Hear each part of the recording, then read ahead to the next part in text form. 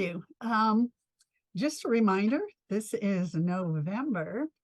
And so at this time, this weekend anyway, Find My Past has a lot of military records that are available to look at for free of charge, plus some other things.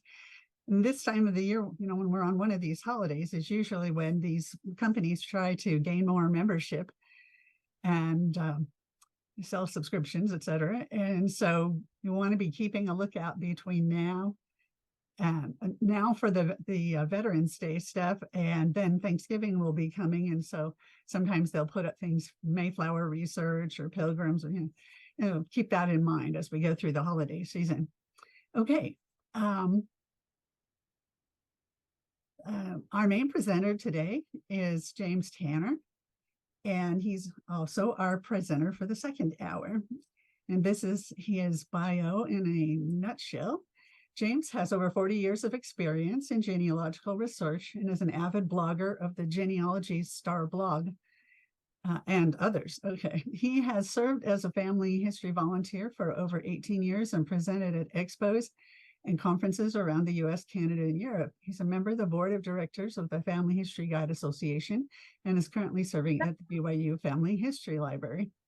James is an attorney, a professional photographer, has 7 children, 34 grandchildren, and 2 great-grandchildren. So you got page 1 of the pedigree chart pretty well covered there, I guess. Okay.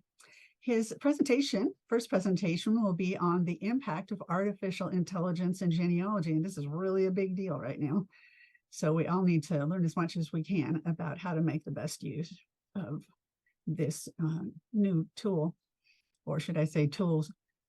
Artificial intelligence, AI, you may have heard it referred to, has been getting a lot of media attention lately. Overall, AI is developing so rapidly that what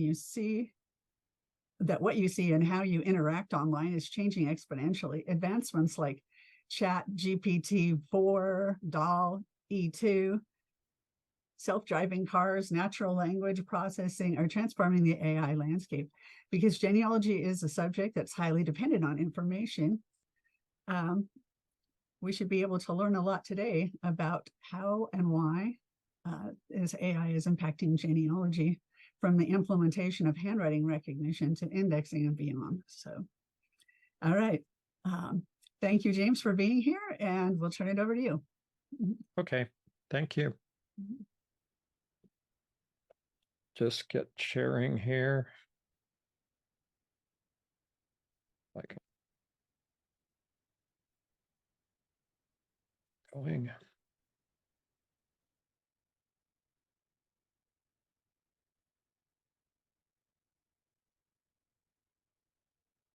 Okay, well, as Lori mentioned, we're going to talk about the impact of artificial intelligence on genealogy. And I put the word updated on this because, for instance, of the things that Lori read off about programs and such, there was one called DALL-E, it's D-A-L-L-E, and she said 2.0, and it's now at 3.0 in just about a week or so. So, it's really a fast-moving and very interesting topic to get into. And first, I guess it's important to understand a little bit. We can't get into too much detail in an hour, but it's important to understand what it is. It's a field of computer science that is involved in creating systems that can independently perform tasks that would normally require human intelligence and intervention, or that involve large-scale data beyond human capacity. So it's kind of two things that are being worked on here. One is the massive amount of information that's available currently online and being added to by the billions and billions of records every day. It's just a massive amount of information, almost unimaginable. And what happens is that accessing and utilizing and understanding and even having a way to visualize that kind of massive amount of information is one of the great, I guess, things that great challenges right now of our human existence. And the addition to that, we want to be able to do that in a way that makes it accessible to people, let's say directly. And that's kind of one of the goals of artificial intelligence. Now, there's a lot of people have talked about it, that for a long time, that somehow or another there's that this is kind of new, it's an innovation, it's something that just happened, and we need to be concerned about it, and on and on and on. So there's a lot of news coming out right now. But what's happened really is that this idea that machines, including computers, could take over some of the tasks done by humans just been around for a decade, for hundreds of years. The first one of these that caused quite a stir was in 1786. An English inventor named Edmund Cartwright patented the first power loom. And perhaps if you know a little bit about English history, you'll recognize the name Luddites. And this is a depiction of the leader of the Luddites. This was published in May of 1812. The idea here was that there were lots of weavers, home weavers, people who were weaving cloth in their homes and making some money off of that. Along came these mechanical looms, and they could output anybody on a loom, and actually took perhaps dozens of workers out of business and with one loom. And so this was a major thing, and the Luddites were upset enough with that they organized, and they would attack the factories and just try to destroy the looms, as if that would prevent this from the progress from happening. And in a sense, there's Luddites today. There are people who still see whatever new development is out there, particularly with things like AI that are a little bit strange and hard to understand, as a threat. And the answer is yes. And as a matter of fact, it is going to be a threat, because the way we do things and the way things happen is going to change. And your job or your interest may be, in a sense, eliminated from the long list of various skills and employments and opportunities that have disappeared over the years since the Industrial Revolution began in full at about 1830. In England, actually, is where we measure it having begun, because 1830 is the date in which England began the first commercial railroad operations, and that is one major measure of the beginning of the Industrial Revolution. So what we have today are people who are losing their jobs, just like wagon wheel makers and stagecoach drivers, and other people have lost their telephone operators, for example, except for some very narrow areas. So there's just lots of different things that will be and are being affected only on a much, let's call it a more dramatic and more rapid area. So things are going to be changing in the future, and it's undoubtedly going to affect more and more and more people. But despite some of the important negative issues that are being discussed, that genealogical research will benefit immensely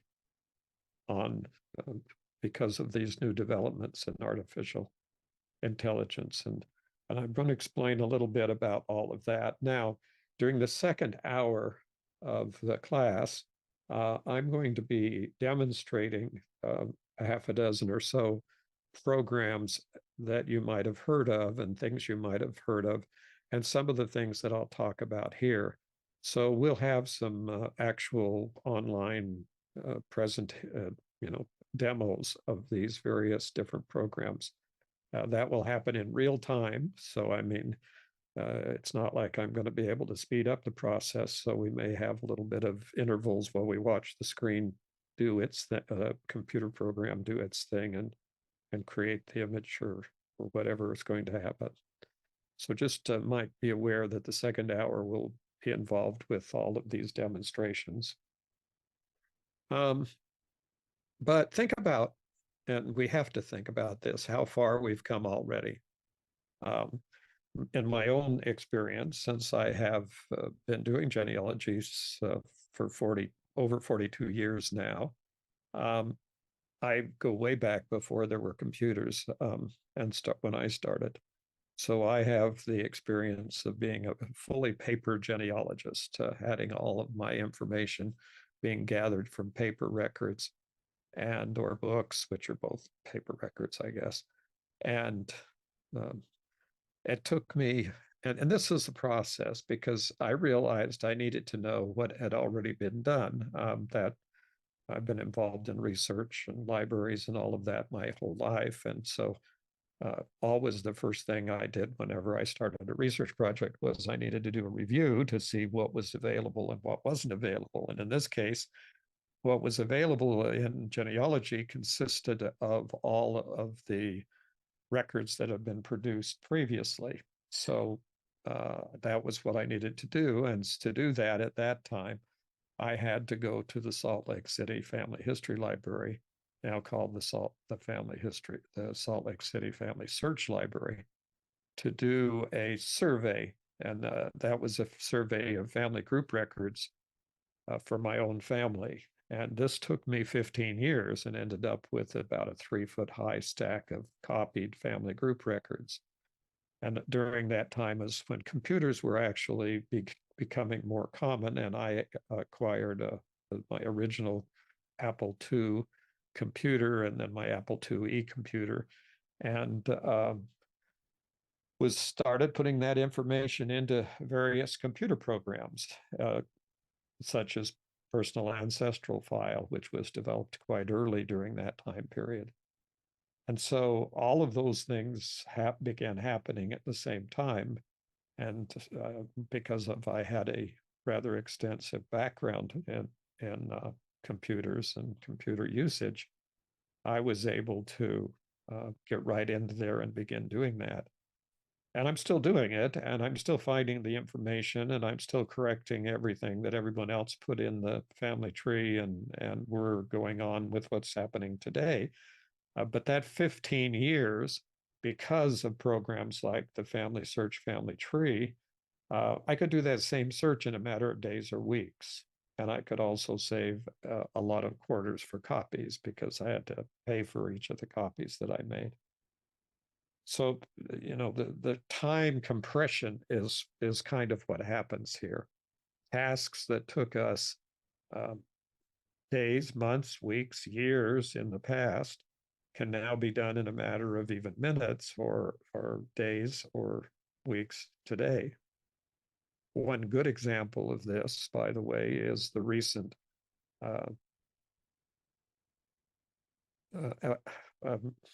adaptation or research or building of the index for the 1950 U.S. Census, which came out this year.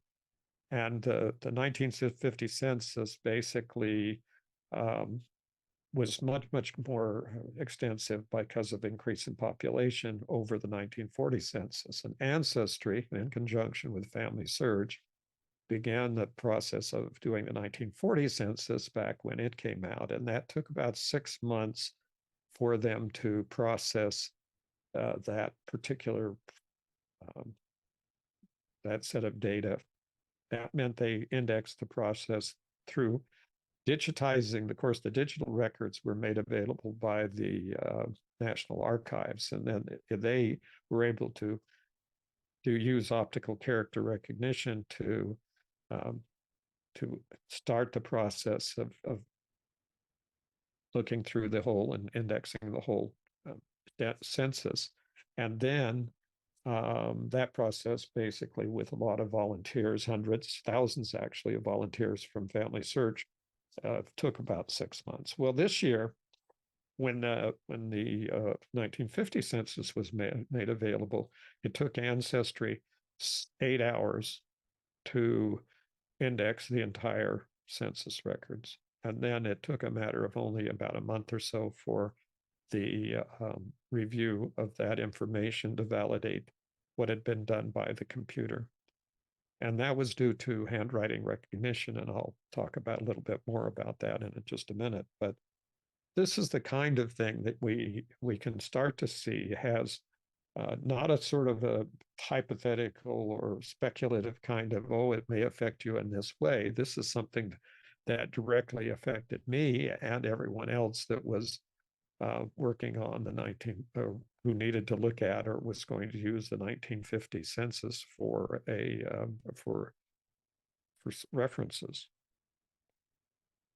Now, let's kind of understand a little more about artificial intelligence, or AI, and I'll just call it AI because rather than saying the whole sentence. Well, I make a note here that artificial intelligence is sort of disingenuous. It's not a good term. It does not a good descriptive term. It's not even really something that was accurate. There's nothing artificial about it. There's nothing doesn't really deal with intelligence. It deals with computer programming. And a better name would be enhanced computer programming. Of course, that doesn't have the kind of emotional attack appeal that artificial intelligence has. But okay, so there's lots of different parts of AI, and it helps to understand what these are. I can't explain all of them in detail, but I can kind of tell you what it is. Cognitive computing means that the computer can learn from the input. And computer vision is what we're looking at here, is an image that's created by the computer. Machine learning, another part of the process that goes along with cognitive computing, meaning cognitive gives the way to adapt, and machine learning means you can teach it using the adaptation methods. And neural networks mean we're trying to visualize how the human brain works and then simulate or model the human brain and make your computer work the same way and make the same kinds of connections. And deep learning gives the computer the ability to learn in more than just superficially, not as just a lookup. It's not something that you're just looking up, but it's actually looking into the meaning and substance of whatever it is and whatever's involved in the process. And natural language processing means that just exactly that it takes what people can say, like I'm saying right now, or any written piece of material in any language, and be able to understand and process that.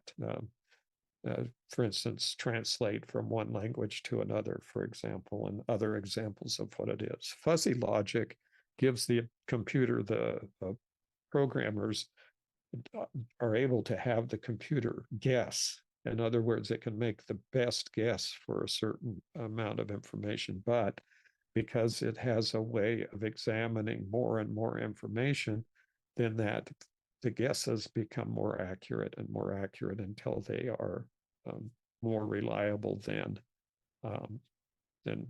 they would be otherwise. And expert systems. Some of these are actually overlapping terms. They don't really have a strict meaning in the sense that they're absolutely tagged to something that somebody's doing. In fact, no one agrees on the number of items in this list, and no one agrees on the names of the items in the list. And every time I look this up, I get a different number and I get a different bunch of names as the major subfields.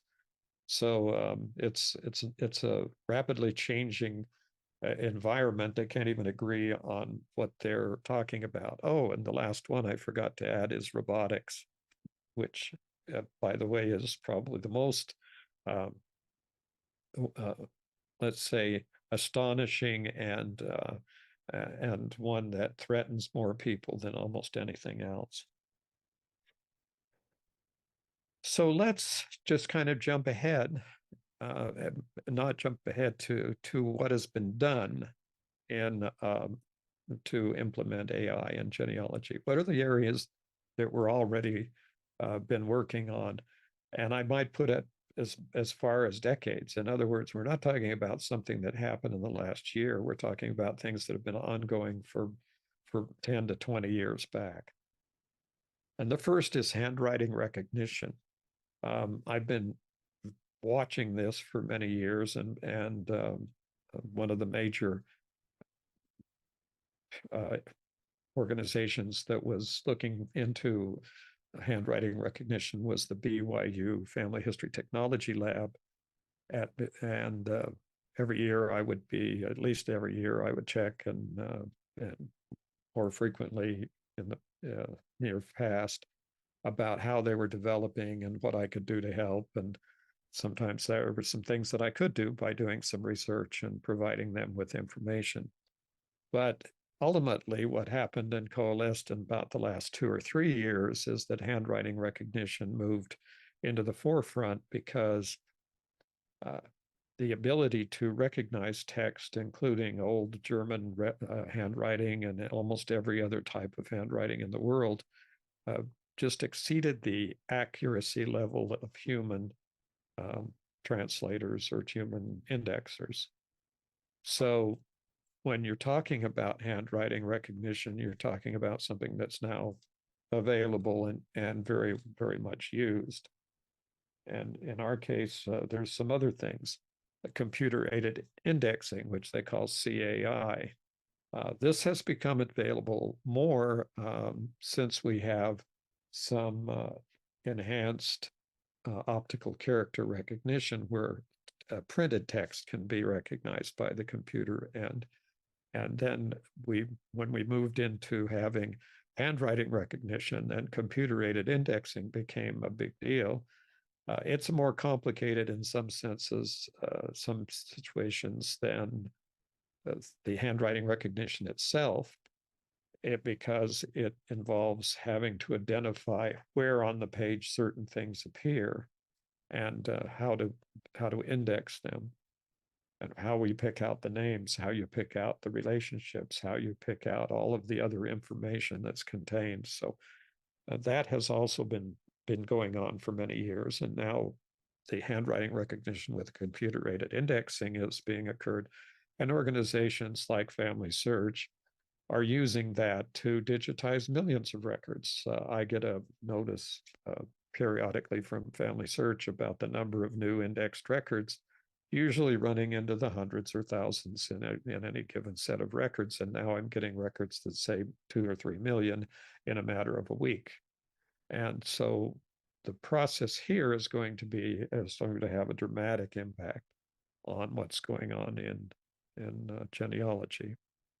And of course, we have another area, computer vision and image generation. This is a little bit more, a little kind of esoteric here as to whether it'll impact genealogy. But when we begin to see how it's being used, and I'll just go through that in just a few minutes here, you can see that this is going to make a tremendous addition. And facial recognition, which goes on along with the computer vision portion. All of this is going to make a lot of big difference to how genealogists do their work, particularly with those who are adding visual images like photographs of their ancestors to certain collections. And then, of course, there's natural language translation. This has been going on for many years now, as far as various computer programs that we're translating, but now it's instantaneously translated into hundreds of languages simultaneously. So some of the newest things that have come out just in this last week is that Adobe, the big computer program company, has come out with a process where they can edit a video. Say you do a video in English, and you want to have it in a number of different languages. They can then take the voice of the person who is speaking in English, and using that same voice, translate the program into dozens of different languages without it making any mistakes as to significantly mistakes. So you can hear yourself speaking German, French, Spanish, whatever it is, as they do this automatically. And then there's another part of this, which is not natural language processing. Not the same thing. We're not translating it into another language. What we're doing here is what comes out of the programs that they now call chat programs. And natural language programming processing depends on huge databases, billions and billions and billions of records that are examined, and all of the information and the word patterns and associates and meanings of everything is analyzed and trained into the computer, and then the computer is able to use that to respond to questions, and that's what's happening. And just as some examples here, you may have been using AI programs for quite some time and not even realize that you were using an AI program. And obviously, you're not afraid of it. I mean, I don't see anybody cringing in fear from record hints, for example, in this case. The record hints that you see on the major programs on Family Search and Ancestry and Find My Past and My Heritage and other programs and other desktop programs and things that have record hints all comes about as a result of using AI to make a program that goes through the database that's on the program on the website, for example, on Family Search here, and go through all their records and build a description of all those records, and then matches those record hints to individuals when we have sufficient information. So as long as you put information in about a person, you should have some record hints. One other one is DNA matching. When you go on to and take a DNA test and are given an ethnicity estimate and are given DNA matches, all of that comes about because the programs that are based on artificial intelligence, using the different components of artificial intelligence that I kind of outlined. And if my descriptions were fuzzy, it's because the descriptions of all these turn out to be very fuzzy and sometimes contradictory. Now, there's other things too, because computer vision and facial recognition has been used, and the major leader in this is My Heritage. And there are two programs that have come out just recently. One is they're called a photo dater. And what that will do is it will look at your photos and give you an estimate of when that photograph was taken. And it's really accurate. And I've tried it out on a number of photographs, and it gives you a very good estimate of the time frame based on the thousands and thousands of images that they trained this program how to use it. And the other one on here is that I've highlighted is called Photo Tagger. And what that does is it goes through and looks through your database of photos of how many photos you have, and says all these people are probably the same people. And if they are, then you can go click, click, click and tag those photos without having to look for them each individually. And if not, then you can say no, no, no, no. And then the program will learn a little bit more from what you've just done.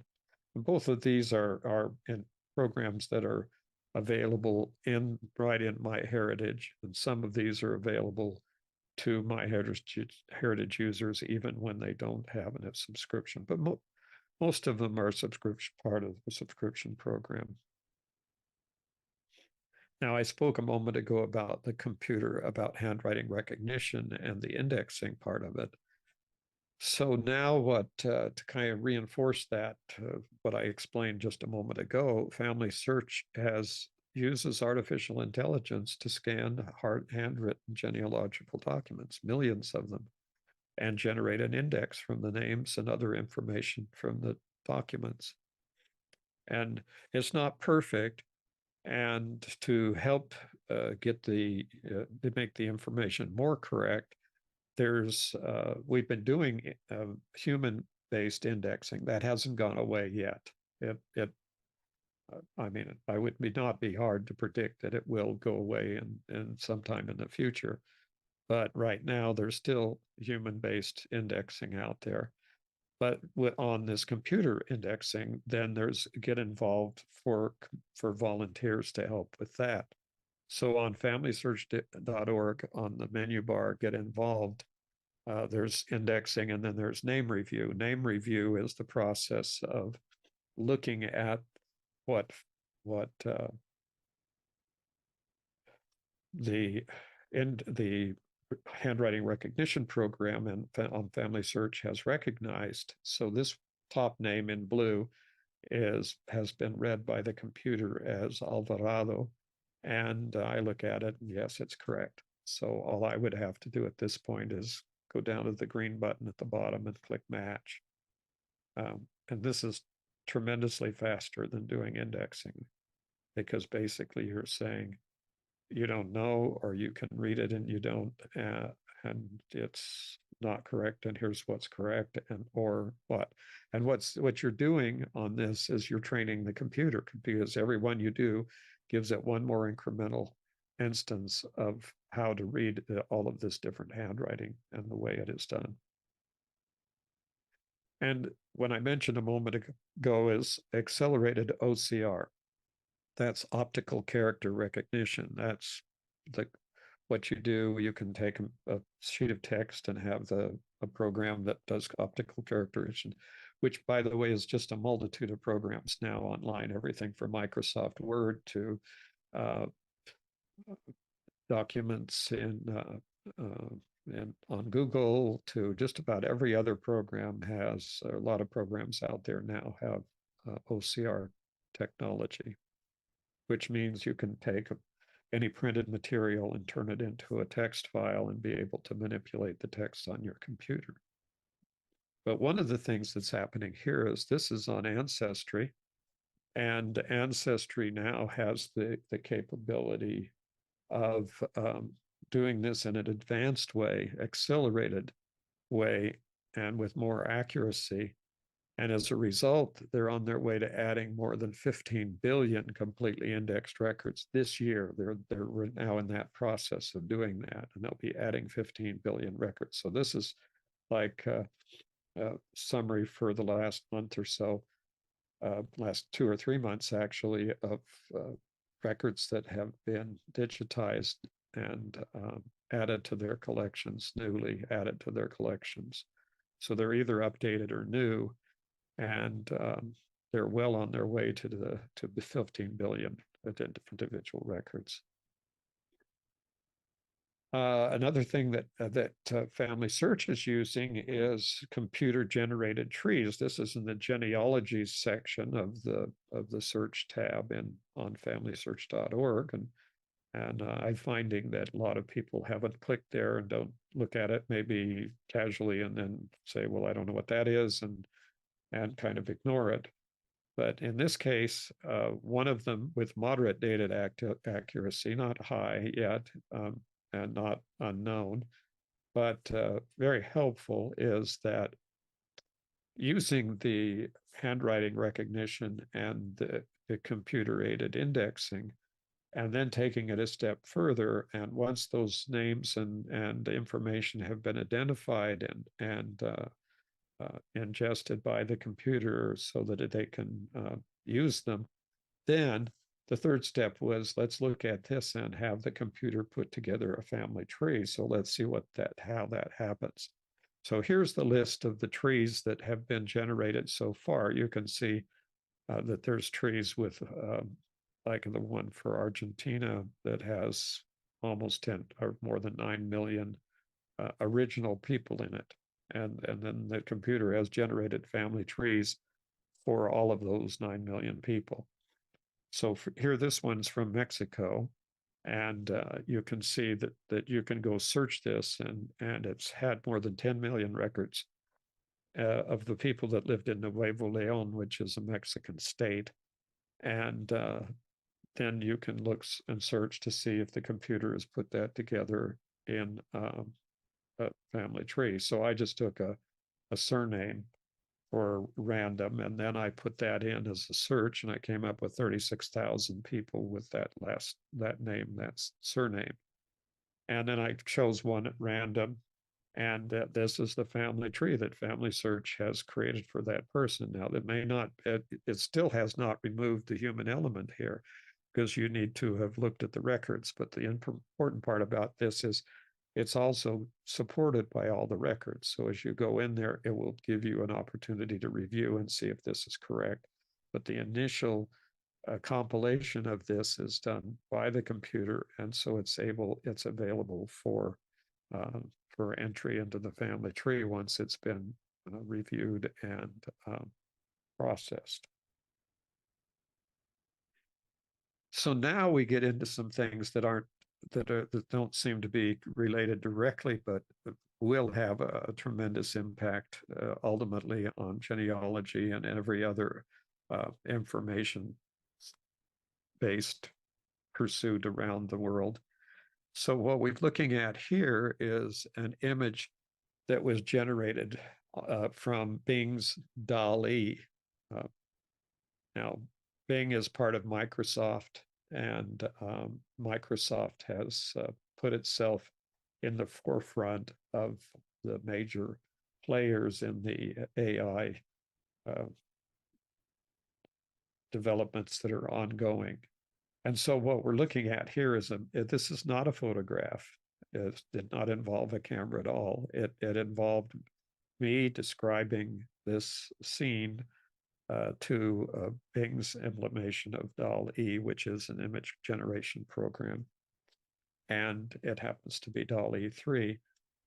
And as a photographer, this is almost exactly what you would see. It would be not difficult to figure out that it was generated, but it would be, if you were just looking at it, you wouldn't even identify this as a generated photo. And then you can take the same photo or AI generated image and put it into Adobe Photoshop, and then ask Adobe Photoshop to take that smaller image and add additional information to it to match perfectly what was in the original image generated. So this was a secondary image generation that took my first image that I created. Go back to that to see. And then turned it into a more panorama image. And then this image can be further processed, and through another Adobe program called Lightroom, you can go in and increase the resolution, which means you can pump this up to the point where it would be the same resolution as a high resolution camera into the above 30 and 40 megapixel type pictures.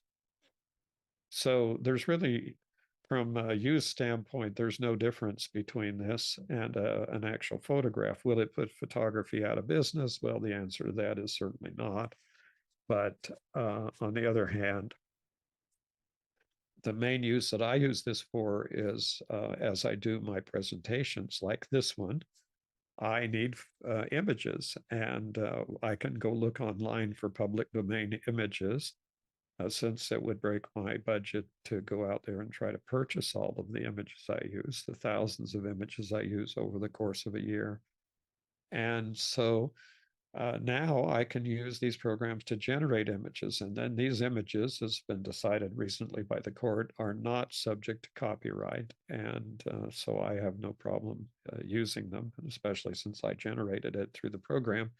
I should have what I want. Now, MyHeritage has used the same type of program, this image generation program, to take movies and the video, and actually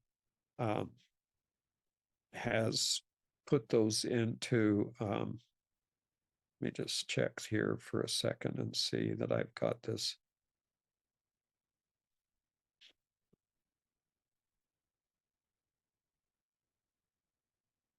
ready to go. So let's hope that this comes through. But what they've done is basically, you can take a photograph with the AI time machine and turn it into someone that looks like a different generation. You may have seen this happening, but this is where it originated with MyHeritage, and now it's starting to move across the internet into other programs. And deep stories makes your ancestor speak. So let's see if this comes across. Hopefully it will.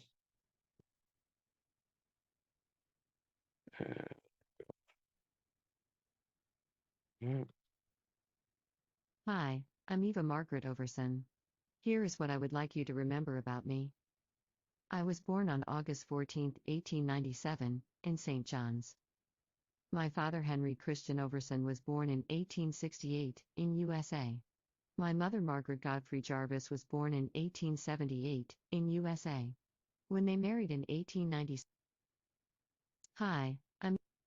Okay, well, that was enough of that. But that kind of image generation and audio and making the animation effect there is kind of spooky. But and it's available to people who are registered on MyHeritage, basically, and it's completely editable. You can write the script to it, so you can have and put in any of the images that you want to write. So, and then download that actually as a movie, a video file that will run on your computer. So you could create something like that out of MyHeritage, where one of your ancestors or many of your ancestors narrated their life stories, and make those available to your children, grandchildren, or to other people, other relatives. Now what we have is what's called natural language translation. You can actually use your smartphone like that to translate whatever you see. Or if you're walking around, for instance, you're walking around on a vacation in some country in Europe or someplace where the language, like a language you do not know, is spoken, or anytime you come in contact with something in a language you don't understand, you can use Google's program right now. It works right out of the photos parts of your smartphone. During the second hour of this presentation, I'm going to do some demonstrations of that. But if you go to your, if you have it, you have to implement that as an app from your Google account on your smartphone, and then once it's set up, when you have a photograph up, it will show a little box in the lower right-hand corner. And whenever you point your camera at a text that is in a different language, it will give you yellow brackets on the sides of the text. And then if you touch the button at the bottom at the same time, I mean, you have to have enough coordination to do this, which from the video that I'll show you, you can tell I don't have. And when you click on that, then it will do it will take a picture of it essentially and translate it into into your English, into what the language you want to speak or whatever you want it translated to. The second part of this, and which I will also demonstrate in the second hour, is that you can take an AI document. You can take a document like this. This is a will, a deed. I'm sorry. This is a deed that was that I found transcribed online from one of my relatives to another relative, to another person, not my relative. And so what you could do to what you need to do is create an abstract of this. And in other words, extract the relevant information from the deed and read through it and do that. And so what I did was I copied this into Microsoft Bing Chat. It will take up to 4,000 characters, which is a pretty big document. And then basically what you do is say, give me a summary of this document. And so when that happens, then a few seconds later, it gave me this outline summary of what had happened with this particular document, and identified the people and gave the dates.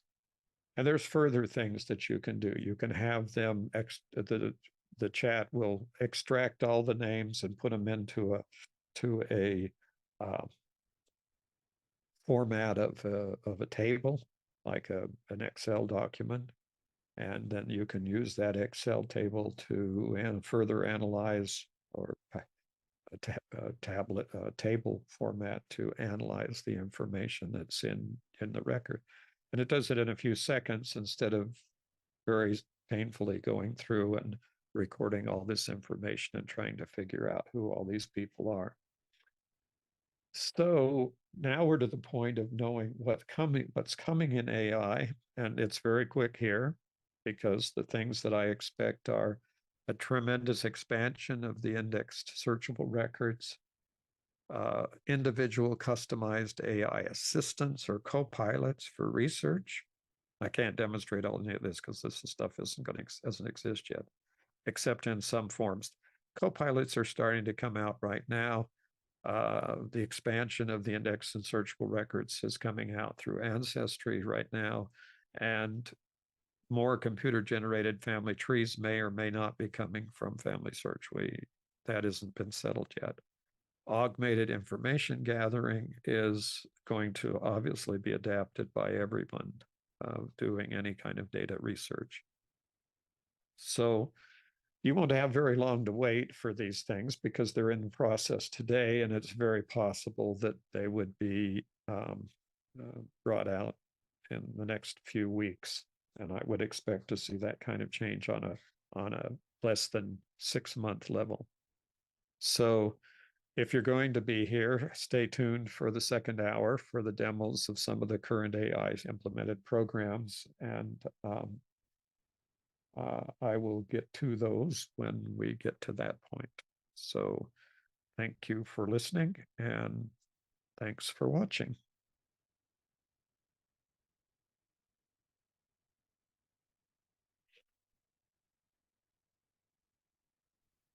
Can we ask some questions? Yes, I was just coming on here. Does anybody have any at the moment? Well, we're going to go into the second hour and answer a lot of questions. That'll be the first item of business. So it'll probably be whatever you need to do between that, because since we've come up to 11 o'clock about. So. Okay. Yeah, good. James, one of the things that occurred to me while you were talking is you mentioned that AI is not a good term, and I agree with you. It isn't nothing artificial and nothing to do with intelligence. And I thought, well, what would, and you commented on a couple of new ideas that would be better terminology. It occurred to me that what this is an automated scientific method. The scientific method just experiments to try different things, and if it doesn't work, you scrap it and you start with something else. But this is an automated way of doing that. Yeah, I would agree. It's very much a trial and error. Does require. It's hard to express how much information is, how much training and time and effort it takes to get this to work in the first place. So it's not something that automatically occurs, and it's more, it's very labor intensive initially, and then the labor is transferred to the computer. But it's a cumulative effect, because the first labor, of course, would be gathering huge record sets. The labor intensive of doing that, but then once they're there, and you use them, and then you can automate the process through using the programs that you're developing. Then you also develop the way to automate what you're doing, and that is facilitated by the programs themselves. Right. So one thing I didn't mention, of course, because it doesn't really have anything to do with genealogy, is from a user standpoint, is that programs that in programming that this AI assisted can help write programs in all the different programming languages. It actually codes the programs. So you're going to see new programs developed because they've been able to get AI much faster to develop the code. So That's phenomenal. We're looking forward to the second half of this. Yes, very much. Oh, well, thank you. And I think so I'll stop sharing now. So now you're on. Oh, okay. Thanks. And yeah, there's a lot to think about. I'm excited about a lot of the things that are happening, and I have questions, but I'll save them for the second hour. So thanks very much for doing this class for us and getting our attention about AI. I'd like to thank my husband, Jerry, who was not scheduled to run this program today, but stepped in at the last moment when Gerhard had some kind of an emergency that he needed to tend to. And so we'll see you in about 5 minutes. We're going to end this presentation and we'll be back online in 5 minutes with Facebook and